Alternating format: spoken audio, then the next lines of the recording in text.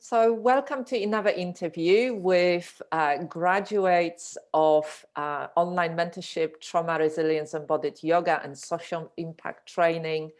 And my name is Aneta Idczak. I'm a founder of Golden Mandala Yoga School and TREY and social impact training. And today I'm speaking to one of the graduates of September cohort, September 2020, Camilla Umar, and Cam graduated as part of the training last year. And thank you so much, Cam, for agreeing to talk with me and take this time to really just chat about your own experience as a practitioner and as a yoga teacher of that training. So Cam, tell us a little bit about your work. What is it? Tell us about your teaching. Hi, Aneta. Thank you for asking me to talk about this. Pleasure. So I am, to all intents and purposes, I'm a yoga teacher. I think in a context like this, where I might be communicating more with people who are colleagues rather than clients, I would probably say, for the sake of accuracy, movement, rest, and breath work teacher inspired by yoga. I think it's quite an important distinction. And I am a yoga for all teacher. So I've done some training, yoga for all. My little yoga business, my little studio here, it's called Loop Yoga. And I work with ordinary people. That's how I describe it. It's just community yoga, I would say. People who probably would never set foot in a yoga studio and it wouldn't even cross their mind that yoga could be part of their day-to-day life or a class that they would attend. I work a lot with people who are just a little bit older, perhaps, or at least I would say my main cohorts are sort of 30 to maybe 50, 60. But then I've got people from 12 all the way up to 82. So yoga for all, making the beautiful philosophies and practices of yoga very accessible to ordinary everyday people, your next door neighbor who's retired, your some volunteers. It's just very, very bringing it all back down to earth in an accessible way. So that is how I work: mindfulness, breath work, movement. Wonderful. Such an important thing about making yoga accessible, not just this kind of stereotype of young or fit or flexible person being able to do all these funky poses, but actually making it accessible to your next door neighbor, to the person on the street that maybe doesn't go for so much the spiritual part of the yoga, but actually for more about the quality of life and more about how it can fit for their own needs and their own body. I love that. Yes, and it's a huge, it's really a huge process, because I think that when you're training, when you're practicing yourself, I suppose I was lucky because when I came to my practice and when I trained, I worked with teachers from gyms. So I myself did not come from a school of yoga perspective or from a yoga studio perspective. It really came from working with individual teachers in a big shiny gym. And they were brilliant, brilliant teachers. They're still, I'm practicing with them. I've been practicing with some of them during lockdown. There's so much that you have to let go of. For example, I use very little Sanskrit in my classes. And from the beginning, I've always felt, why are we using Sanskrit in classes? Why? That's about the teacher feeding, for me, that's about the teacher feeding his or her own ego. Because the room, certainly the rooms that I'm teaching in, largely full of middle-aged and older white people, they don't need the Sanskrit. So it's really micro stuff. It's very, very micro stuff, all the way up to, do you have kit? Do you know your variations? Are you using safe and permissive language? Are you empowering the people in this room, or are you trying to draw them towards you? So it's very subtle. It's micro and macro. And it takes quite a lot of thought, but yes, it definitely does. Definitely does. So I love that. I love the work that you do. And so you completed the training with me, the 50-hour accredited trauma resilience, embodied yoga and social impact. And I wonder if you could tell us a little bit about how what was your process, your own personal journey as a practitioner, but also as a teacher, and how, tell us first about the process. How was your process through the training? For me, the process was really deeply immersive and very, very personal. I think I came in with that kind of beginner's mind. I'm going to learn a load of stuff. I already know quite a lot. So I was wanting to consolidate and affirm or throw away knowledge and create a sort of a map, a terrain that I would move through that would help me be more intentional with the tools that I was using, because I was already using a lot of these tools. And then I arrived and I thought, oh no, actually, I do know a lot of this stuff. All of that's going to fall into place over the course of the 12 weeks. But this is about me looking at my practice, my process as a teacher, it's the practicing what you preach side of things. And it was a really fascinating, insightful process, because I realized that the challenge for me was to surrender to the process myself rather than to sit and take notes and to then go into a class and say, oh, I'm going to use this language, because I was already doing that. What I had to do was look at myself and go, are you actually extending these processes and these compassionate practices towards yourself? And the answer was no. So I started, I embodied the process myself. I opened myself up to it. I allowed myself to be vulnerable in my own practice. So that was really that was the turning point for me. There was the thing that shifted me from feeling like still quite a novice teacher. I have 5 years experience teaching regularly, most days a week, 5 years. I went from the beginning, walking into that first session, feeling like the least experienced person in the room, which is common for me to feel that way.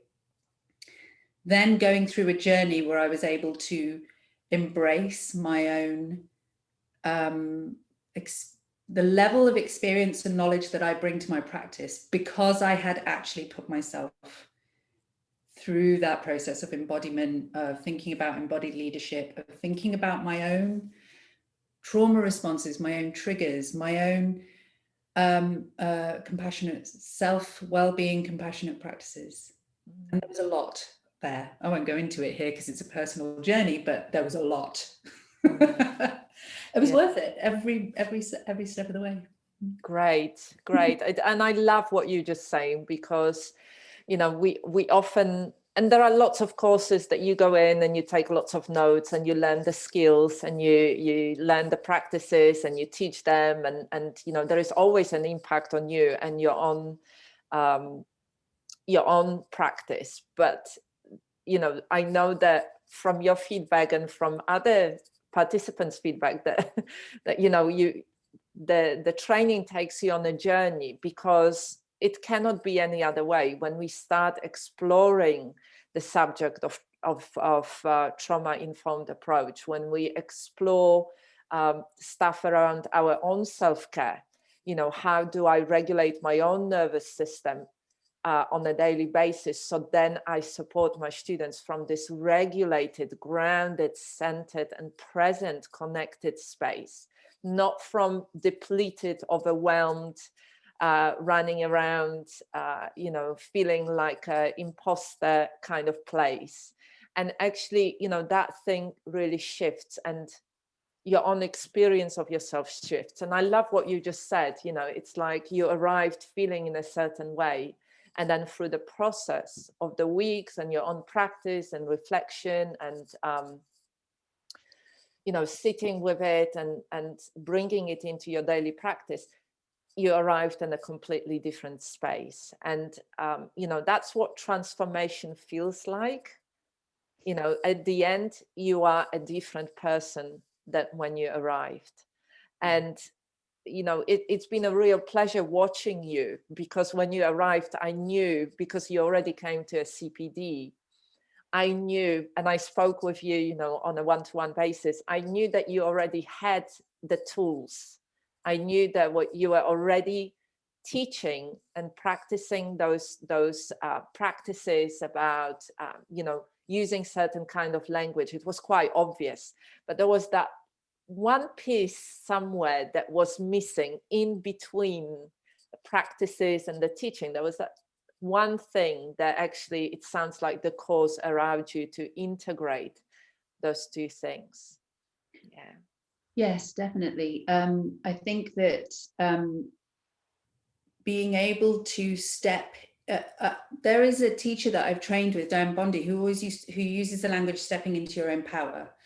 And I find, I like that phrase, but I think when you use it out in the world, it can feel a bit empty. But there definitely was a sense of, I had laid a lot of groundwork, and for me, I had done a lot of work, and I just, from the time I trained all the way up to the point where we started working together on the courses, right up to Christmas, I had been on a journey that was intentional. But it was by the time I got to the end of the course with you that it was extremely affirming to realize that, to embrace that it had been intentional, and that I had set out this path, and it didn't happen by accident. And so when I got to the end of the course, I found myself reflecting back on the woman who started training, who was very different, very nervous, very anxious, afraid of people, but who had those same intentions at heart,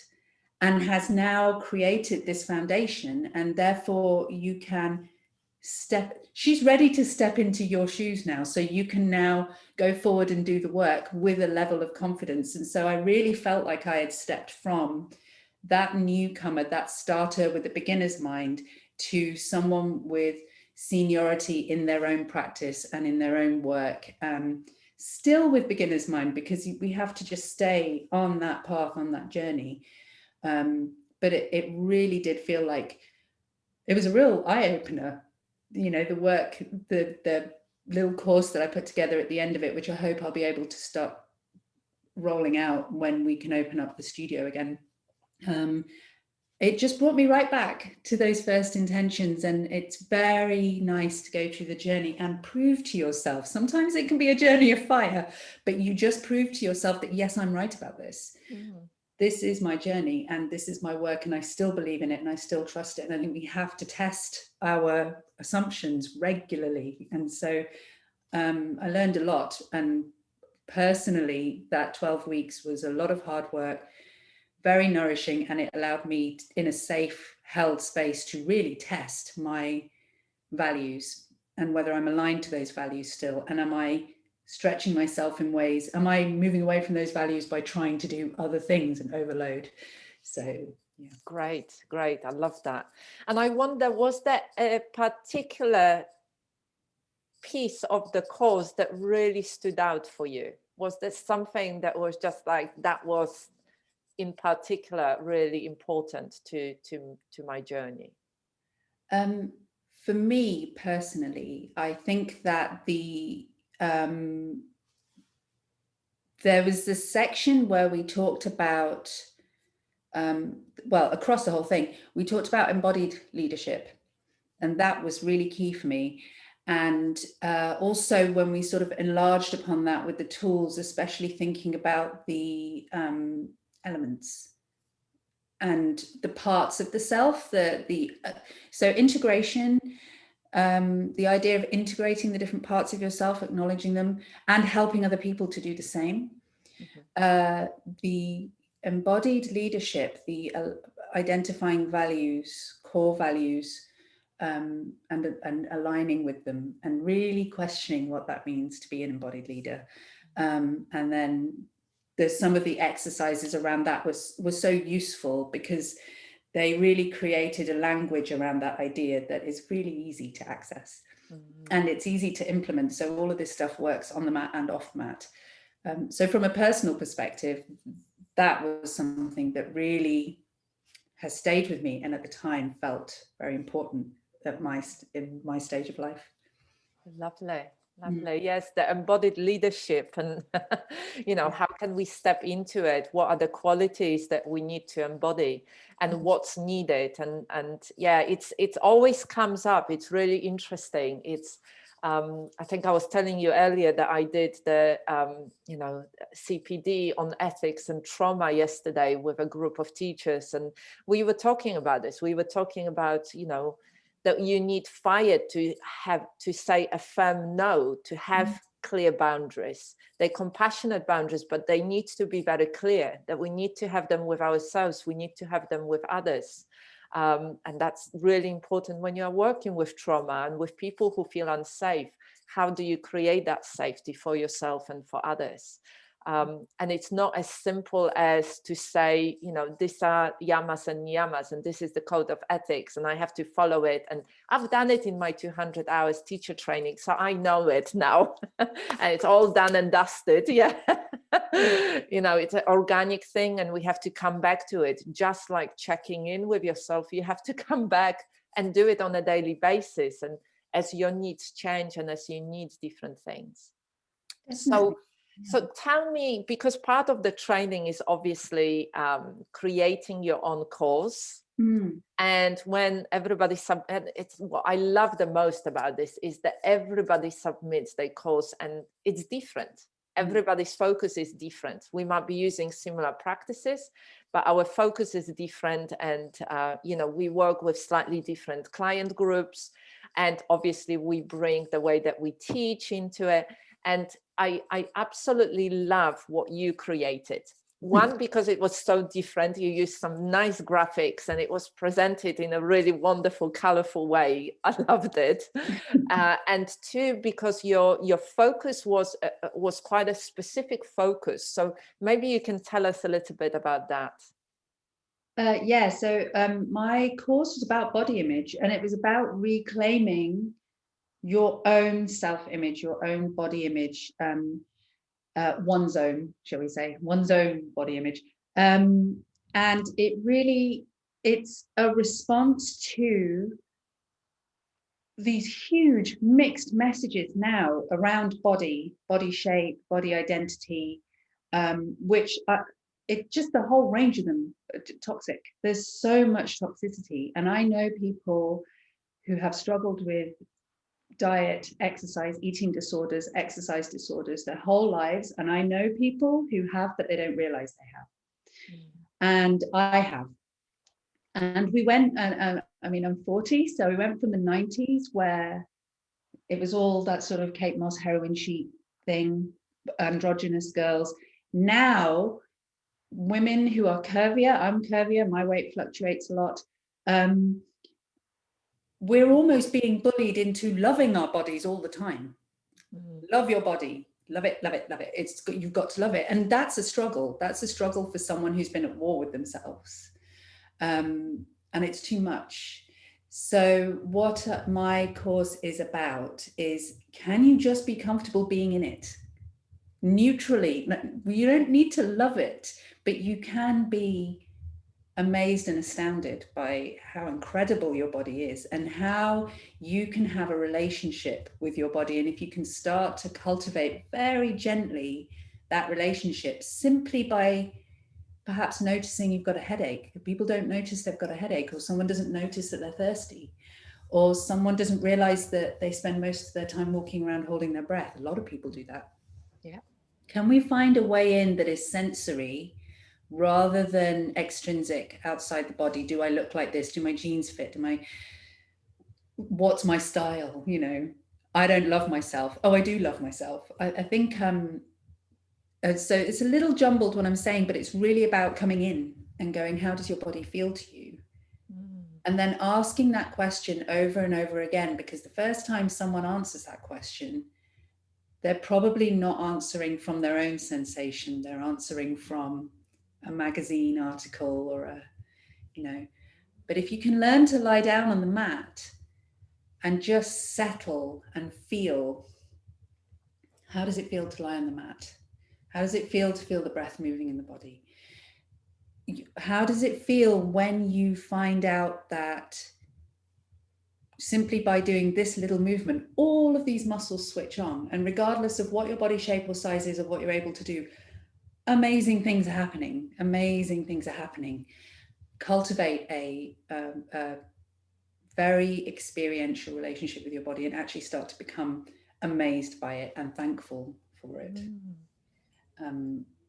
And it's not about being fat or thin. It's about, can you integrate your body as part of yourself? Because I think a lot of people now are walking around and they think of themselves as a bunch of ideas floating around above their head. I think this is something that you said. You are not an energy ball floating above your head. Yeah. So the best example, so sort of just to wind that up, but my favorite example is that my first experience of yoga in a classroom environment with a teacher was that I was suddenly aware of the feelings in my body from the tips of my fingers to the tips of my toes for the first time since I was a child. I had a sense of how long my arms are. It was weird and it was wonderful. And I was thinking of them as arms rather than whether they were fat or thin, you know.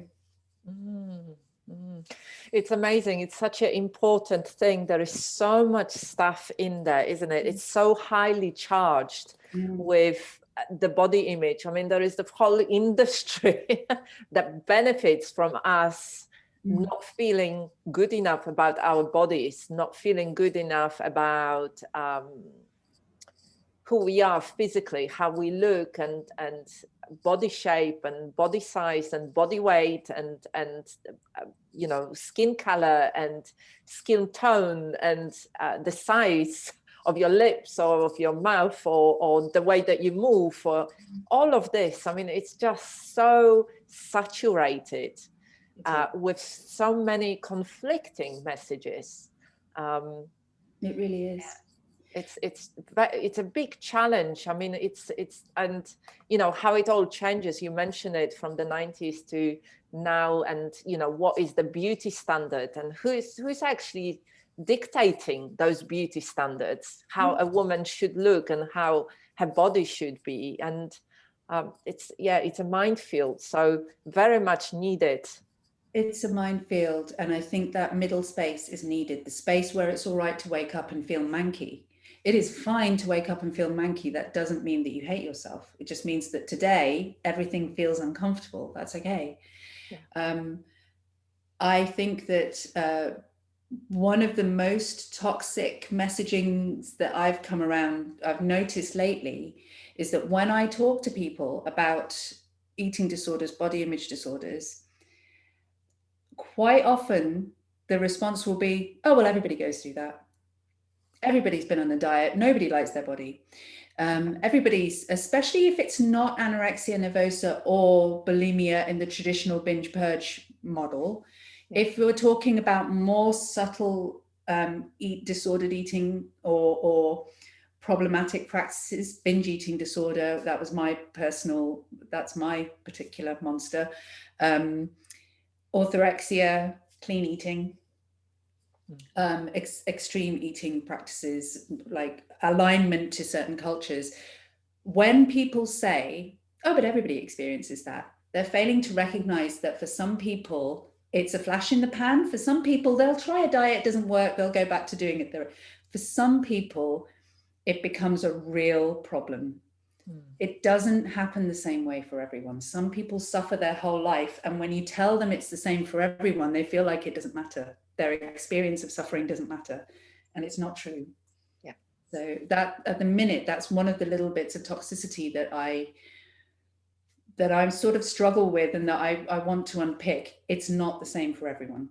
Yeah. Okay, thank you, Cam. So one last question that I have is if somebody is thinking about doing the training, the 50-hour online mentorship, trauma, resilience, embodied yoga and social impact with me, Who would you say this training would be, in your opinion? Who would you recommend it to? I actually think a training like this is, I mean, everybody should prioritize it as part of their teacher training journey. You've got to find the right teacher for you, but this course I think is exactly what is needed. I'm glad that I had some years of teaching experience under my belt, because this is not about walking into a studio with Aneta and then Aneta going, let's do a lot of yoga and practice all these things. It's not about doing yoga. It's about really getting to the nub of the fact that you do not know who is going to walk into your studio. And if you don't understand the principles of mental health, especially trauma, you are putting yourself and other people at risk. It is essential that you understand and you can read when people walk into a room that they might not even know that they will be triggered. So as yoga teachers, we're making huge claims. We're making bigger claims than having a small butt or long hamstrings or touching your toes. We're claiming well-being, and we're tinkering with people's well-being. So I think doing this course is very important, but you need, first of all, to have a little bit of experience of teaching. You need to have had a few hurdles that you've overcome. So I'd say a regular teaching for a few years, and then make it your priority to understand mental health and resilience, and to put yourself in a place where you're willing to put that into practice for yourself. So medium experienced, open and ready for the challenge, because it is not something that you dip in and out of. You've got to set aside those 12 weeks and make it your intention to do that work. You've got to bring a little fire to it and some discipline. And yoga asks you to discipline a little bit. It is a discipline practice. It is important to do this work.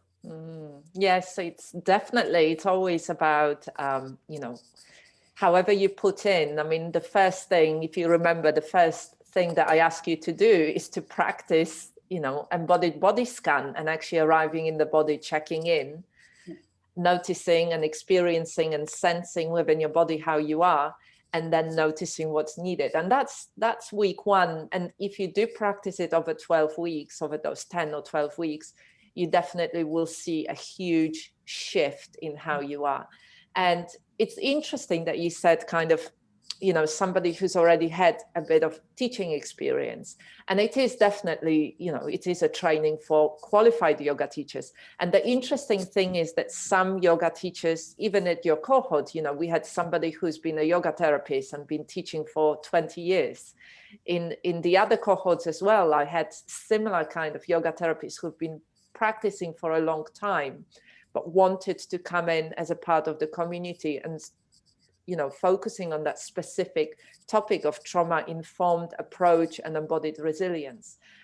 So it's quite, whatever stage you are in, you need to be a qualified yoga teacher. And it does help to actually, that you've been teaching for a bit. So because I'm not teaching you how to teach yoga poses or, breath work, or, you need to have that knowledge already. And you need to have your own practice, so then you can take it to the next level with a bit more understanding. Just so that you don't have to worry about having a library of factual asana pranayama knowledge. You can just set that to one side because you've got it, and focus on this, which is really important. Great. Yes. Thank you so much, Cam. One last thing that I wanted to ask is, tell us where people can find you, because the work that you are doing is so valuable. So tell us about how people can find you if they want to find out more about your offerings, where you teach, how they can connect with you. Well, people can find me swanning around Bristol most of the time. Not this year, but usually. So I'm in Bristol. If you go to my website, loopyoga.co.uk, or my Facebook page, which is Loop Yoga Bristol, you can find me there. And I'm going to be doing Zoom classes. The Zoom classes are going to stay forever. Private sessions. I'm also really open to, I'm sort of starting a little bit to mentor people who are doing their teacher training, or offering a little bit of sort of mentor light for people who are going through trainings and just need someone to bounce ideas off and share with. So that's something I offer. It's not out in the public domain, but it's something that I will do. Yeah, so the Zoom classes are there, and my community yoga classes are always running in Bristol, and there's stuff on YouTube as well, so you can see. It's very goofy. I'm very light. I'm an easygoing yoga teacher. You can see what it looks like. Lovely. Thank you. Thank you. Definitely, when we need lightness, and we need a bit of humor, and we need that human connection, and that comes through empathy and somatic empathy and compassion, and just connecting with another person as another human being. Yeah. Thank you so much, Cam. It's been a pleasure speaking with you. Thank you. And thank you so much for taking time to talk about your experience of the training. Lovely. Thanks, Aneta. I appreciate the opportunity to speak to you. Thank you.